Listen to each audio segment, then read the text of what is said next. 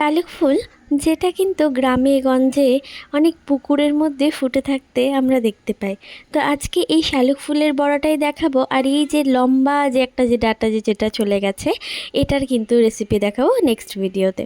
তো চলো প্রথমে বড়াটা দেখিয়ে দিই। তো এটা কিন্তু পুরোটা রেডি হয়ে যায় শালুক ফুলের বড়া দিয়ে, আর কি খেতে কিন্তু খুবই ভালো হয়েছিল, একদম মুচমুচে।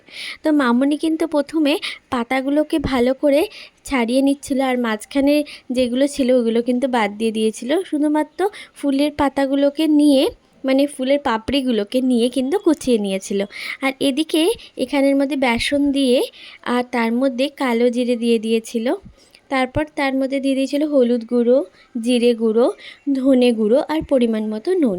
তারপর এটাকে একটু মুচমুচে করার জন্য চালের গুঁড়ি দিয়ে দিয়েছিল। চালের গুঁড়িটা দিলে কিন্তু খুবই পরিমাণে ক্রিস্পি হয়। তো তারপর ওর মধ্যে জল দিয়ে কিন্তু ভালো করে গুঁড়ে নিচ্ছিল, আর হ্যাঁ, খাবার সোডা কিন্তু দিয়েছিল সামান্য। তারপর কিন্তু অল্প অল্প জল দিয়ে গুলে নিচ্ছিল, কারণ এটা কিন্তু মোটা মানে পাতলা হবে না। তারপর কয়েক কুচি লঙ্কা কুচি দিয়ে দিয়েছিল, আর আগে থাকতে কোচানো ফুলের পাপড়িগুলোর কুচি এর মধ্যে দিয়ে দিয়েছিল। দিয়ে কিন্তু মাখিয়ে নিয়েছিল। তোমরা বুঝতেই পারছো ব্যাটারটা কেমন হবে, কিন্তু খুবই পাতলা হবে না, আবার খুব যে মোটা হবে সেটাও না। তারপরে কি আর গোল গোল করে লাল লাল করে ভালো করে কিন্তু ভাজতে হবে। গ্যাসের ফ্লেমটা কিন্তু একদম লো টু মিডিয়াম রেঞ্জের মধ্যে রাখতে হবে।